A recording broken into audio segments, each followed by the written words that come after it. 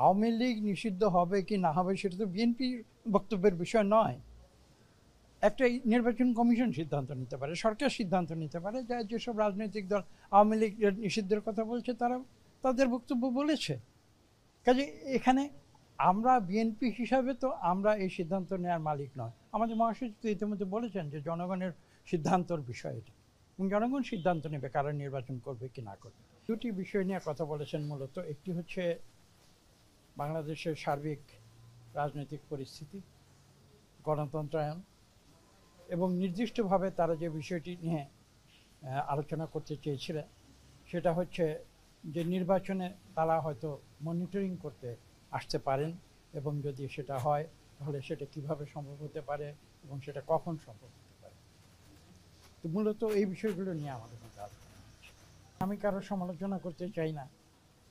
যে একটি ছোট্ট উদাহরণ দিচ্ছি, বাংলাদেশের ইতিহাসে যেটি রয়েছে, আমি তাদেরকেও এই কথাটি বলেছি যে আমরা এরশাদের পতনের সময় দেখেছিলাম একটি কেয়ারটেকার সরকার এসেছিল, এবং সেটাও কিন্তু আজকের মতো একটি ইন্টারিম অন্তর্বর্তীকালীন সরকার ছিল, এবং তারা কিন্তু ঠিক 90 দিনের মাথায়, 90 দিন যেতে না যেতেই তারা কিন্তু একটি সুষ্ঠু নিরপেক্ষ নির্বাচন বাংলাদেশের কোটি কোটি মানুষকে উপহার দিয়েছিল।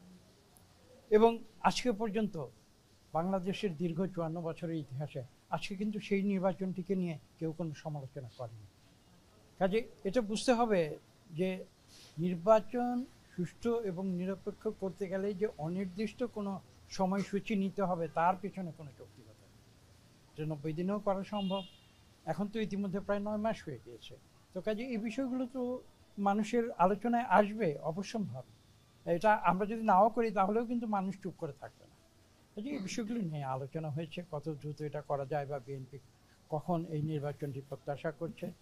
এবং আমাদের বক্তব্য তো স্পষ্ট, এটা ইতিমধ্যেই দেওয়া হয়েছে, এবং আপনারা জানেন যে আমরা বলেছি যে এবছরের শেষ নাগাদ যদি নির্বাচন হয় তাহলে এটা জনগণের জন্য অত্যন্ত গ্রহণযোগ্য হবে আর বিশ্বাস করি।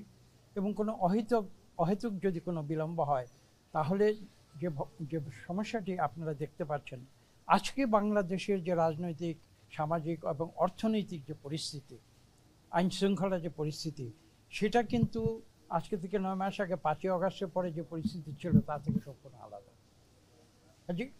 যদি বাংলাদেশের স্থিতিশীলতা কোনো কারণে বিঘ্নিত হয় তাহলে কিন্তু এটা 18 কোটি মানুষের জন্য ক্ষতিকর হবে। এবং সেজন্যই আমরা একটি কথা জোর দিয়ে বলেছি যে জনগণের যারা সত্যিকার প্রতিনিধি, এবং সেই জনগণের সত্যিকার প্রতিনিধি যেটা নির্ধারিত হতে পারে একমাত্র একটি সুষ্ঠু এবং নিরপেক্ষ নির্বাচনের মাধ্যমে, সেই নির্বাচনটি যত শীঘ্র হয় তাহলেই আমরা বিশ্বাস করি সেটা বাংলাদেশের জন্য মঙ্গলজনক হবে। এবং সেই কথাটি আমরা তাদের বলেছি। এবং আমরা তো গণতন্ত্র উত্তরণ চাই। একটি ফ্যাসিস্ট সরকার ছিল, এটা তো বাংলাদেশের যারা রাজনীতি নাও করে তারাও তো এটা জানে। কাজেই সেই পরিস্থিতি থেকে আমরা বের হয়ে এসেছি ছাত্র জনতার আন্দোলনের মাধ্যমে।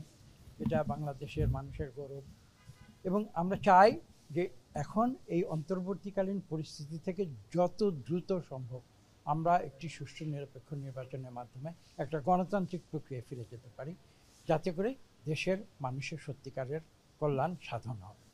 আওয়ামী লীগ নিষিদ্ধ হবে কি না হবে সেটা তো বিএনপির বক্তব্যের বিষয় নয়।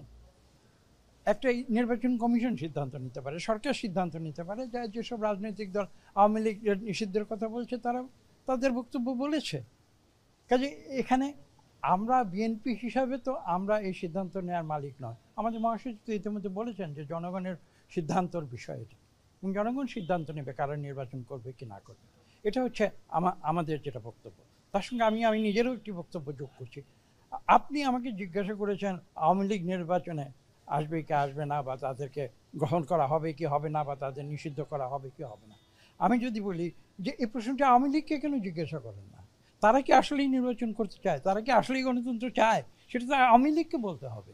আওয়ামী লীগকে তো আজকে পর্যন্ত 9 মাস চলে গেছে, একজন আওয়ামী লীগারকে আজকে পর্যন্ত দেখাতে পারবেন যে যারা বলেছে যে তারা দীর্ঘ 15 বছর ধরে এই মানুষের উপরে জুলুম করেছে, ফ্যাসিস্ট কায়দায় এদেশকে তছনছ করে দিয়েছে, লুটপাট করে নিয়েছে, তারা ভুল করেছে, তারা ক্ষমা স্বীকার করছে বাংলাদেশের মানুষের কাছে, তারা আজকে জনগণের মতামত নিয়ে নির্বাচন করছে? আওয়ামী লীগের একটি লোকও কি তা বলেছে?